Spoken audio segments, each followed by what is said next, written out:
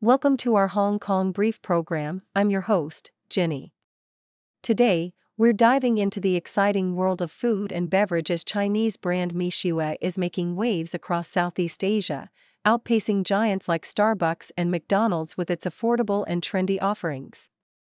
With over 45,000 stores, Mixue is not just a business success but also a cultural phenomenon, showcasing the growing influence of Chinese brands in the region.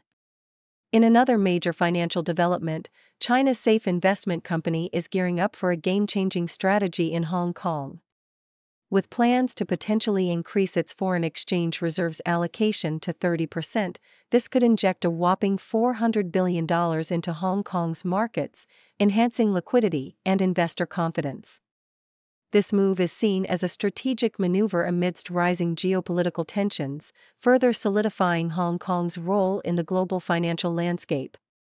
Lastly, Hong Kong is taking bold steps in its Northern Metropolis project, aiming to attract private companies to foster innovation in sectors like AI and life sciences.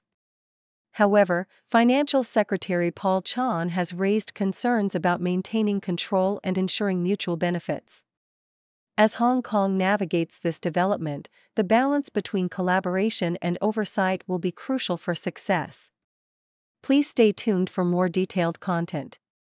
Associated Press. In a remarkable shift in the Southeast Asian food and beverage landscape, Chinese brands like Mixue Group are rising to prominence, eclipsing established giants such as Starbucks and McDonald's. Mixue, which translates to Honey Snow Ice City, has become the world's largest F&B chain by outlet count, boasting over 45,000 stores globally, with 2,600 in Indonesia alone. The brand is winning hearts with its affordable ice creams and bubble teas, such as a cup of brown sugar milk tea priced at just $1.10. This affordability resonates particularly with consumers like Rama Juliana, a single mother who appreciates the wallet-friendly treats for her daughter. The expansion of Mixue and other Chinese brands, including Haidilao and Luckin Coffee, reflects a broader trend of Chinese businesses capitalizing on Southeast Asia's growing economies and diverse tastes, reshaping perceptions of Chinese products from mere budget options to valuable offerings. South China Morning Post. In a strategic move to bolster its financial influence, China is reportedly planning to allocate a significant portion of its foreign exchange reserves to Hong Kong, potentially increasing from 16% to as much as 50%. This shift, hinted at by the People's Bank of China, aims to enhance liquidity in the Hong Kong market amidst rising geopolitical tensions. Experts suggest that investing in Hong Kong's equity and bond markets could inject up to $400 billion into the local economy, further solidifying the city's status as a global financial hub. The Safe Investment Company, which manages a third of China's $3.227 trillion reserves, plays a crucial role in this strategy. By diversifying its investments and potentially reducing its holdings in U.S. Treasuries, China seeks to mitigate risks associated with its financial assets while reinforcing Hong Kong's financial stability. South China Morning Post. The Hong Kong government is embarking on an ambitious development plan for the northern metropolis, aiming to attract cutting-edge industries like AI and life sciences through large-scale land disposal schemes. Financial Secretary Paul Chan has emphasized the importance of ensuring that the government retains control over land use and tax revenues, a departure from traditional development models. By proactively engaging with leading enterprises, the government hopes to create flexible financial agreements that minimize risks. Successful examples, such as Tesla's Gigafactory in Shanghai, illustrate the potential of this model, where strict agreements ensure economic viability and government protection against underperformance. The future prosperity of the northern metropolis hinges on carefully balancing risks and rewards in its development strategy, learning from both past successes and failures to secure long-term benefits for the region.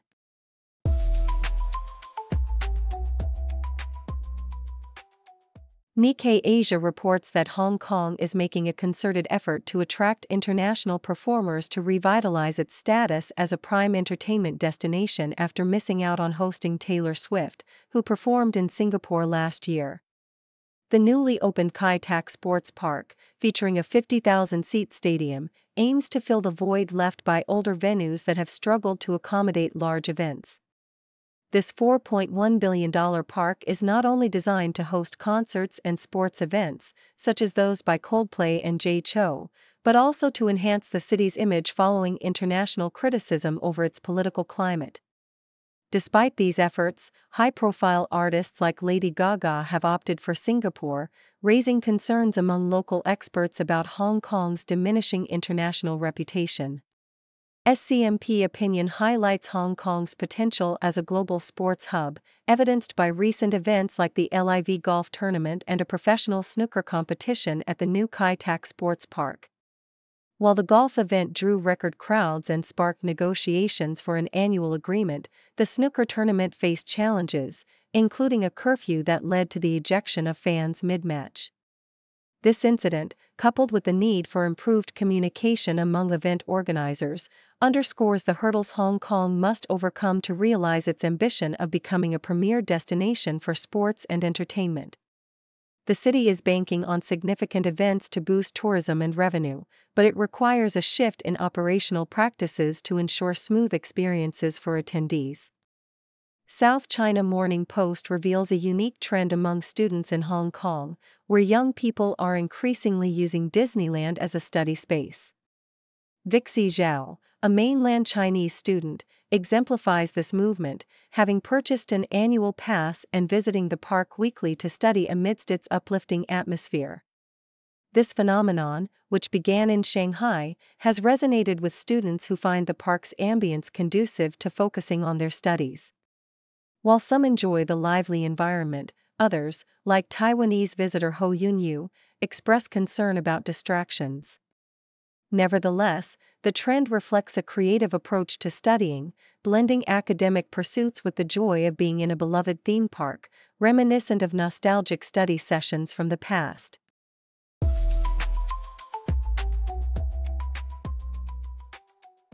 South China Morning Post reports on Maureen Pinover, a communications director at the U.S. Office of Personnel Management, who has faced backlash for posting fashion influencer videos from her government office during a time of mass layoffs among federal workers.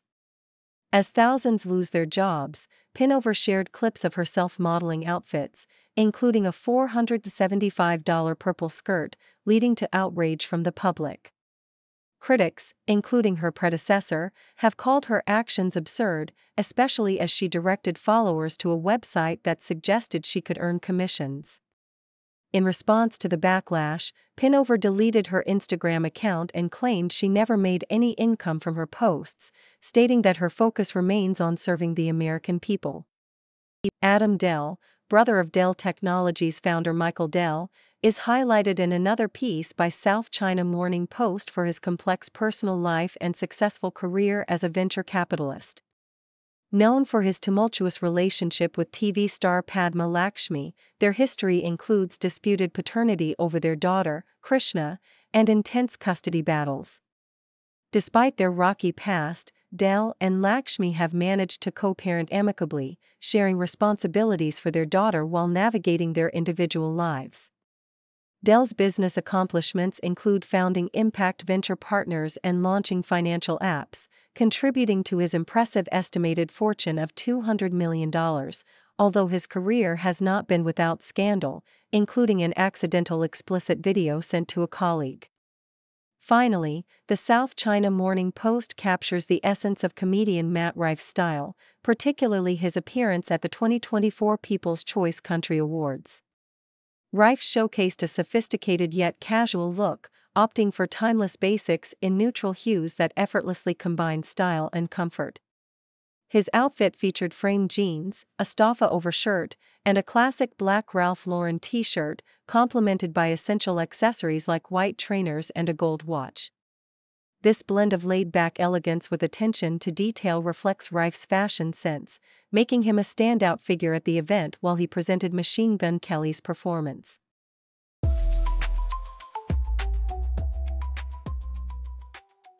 South China Morning Post reports that Ellen Pompeo, the beloved star of ABC's Grey's Anatomy, is stepping away from her iconic role as Meredith Grey after nearly 2 decades on the show.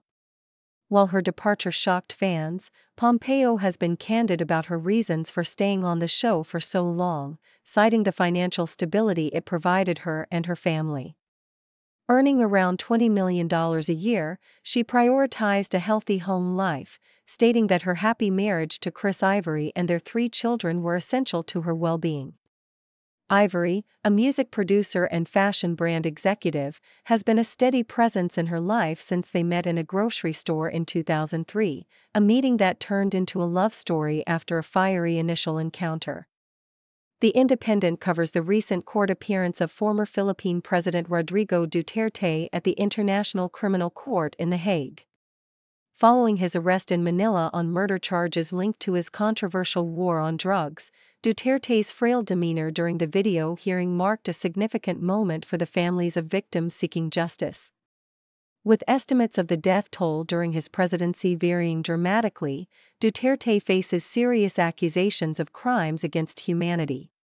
His legal team argues that the arrest was politically motivated, while supporters rally behind him, asserting that the ICC's jurisdiction is illegitimate.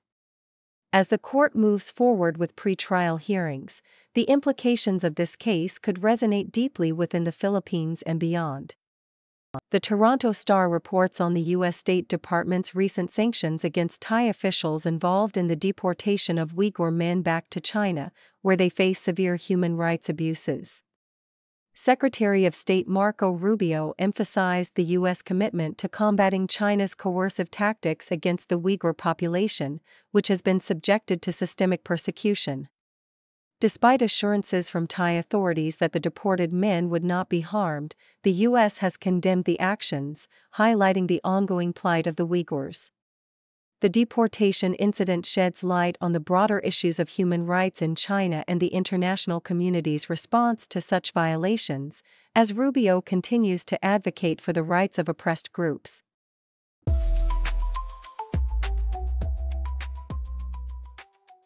South China Morning Post, Emily Austin, a rising conservative influencer and sports journalist, recently had the opportunity to meet U.S. House Speaker Mike Johnson at the Capitol, just before President Donald Trump's address.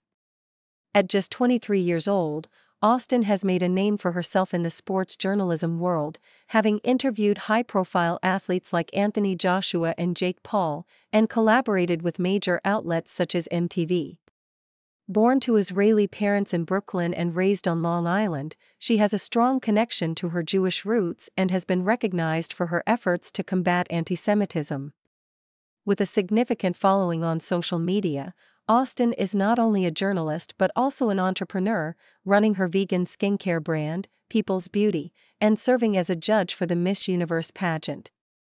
The Toronto Star, former Philippine President Rodrigo Duterte made a notable appearance via video conference at the International Criminal Court, ICC, as he faces serious charges related to his controversial war on drugs, which allegedly resulted in thousands of deaths. During the hearing, which took place shortly after his arrest in Manila, Duterte's lawyer condemned the arrest as politically motivated, while the families of victims saw it as a long-awaited step towards justice. The ICC is set to determine if there is enough evidence to proceed to trial, where Duterte could face life imprisonment if convicted. His daughter, Vice President Sara Duterte, expressed her support and criticized the legal proceedings as politically charged, while activists in the Philippines rallied for justice for the victims of his administration's brutal policies. South China Morning Post, the recent sale of C.K. Hutchison's Panama Canal ports has drawn sharp criticism from Beijing, leading to speculation about the conglomerate's future. The deal, which involves a significant divestment of port stakes to a U.S. investment firm, has put Hutchison in a precarious position, facing pressure from both China and the United States. Analysts suggest that Beijing's public discontent over the sale reflects its desire to protect national interests and could lead to repercussions for Hutchison regardless of its decision. As tensions rise between the US and China, the implications of this deal extend beyond business, potentially impacting diplomatic relations and the strategic landscape of global trade. The situation serves as a reminder of the delicate balance businesses must strike between commercial interests and national loyalty.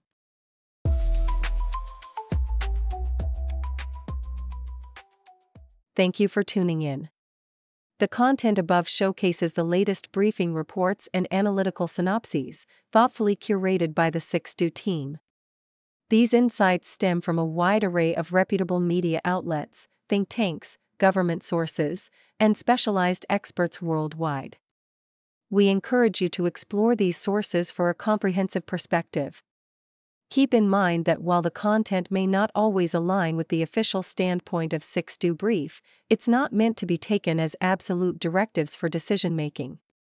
Comprising seasoned media professionals, learned scholars, and accomplished scientists, the Mixue team embodies a trailblazing, fully independent media entity. To customize Mixue Brief to meet your professional needs, you have the option to subscribe to a diverse array of briefings on our website, mixuebrief.com. Regardless of your location, you can conveniently receive Mixue Brief via email.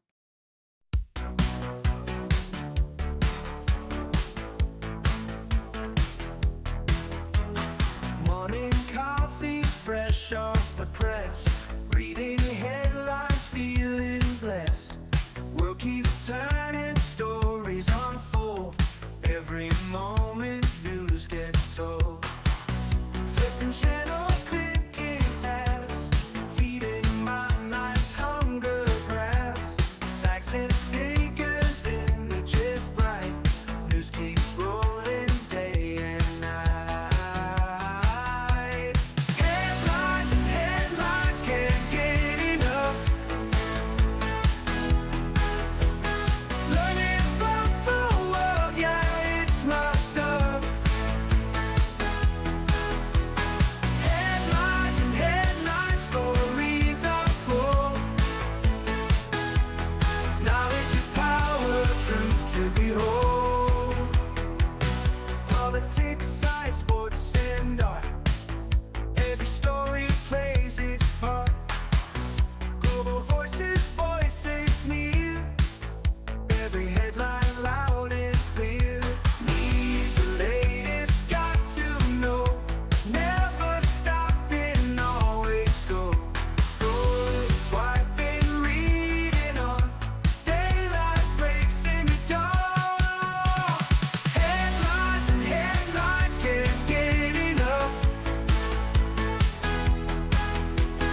Learning about the world, yeah, it's my stuff. Headlines and headlines, stories are full. Knowledge is power, truth to behold.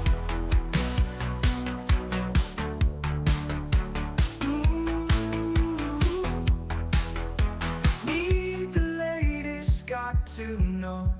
Never stopping, always go. Scrolling, swiping, reading on.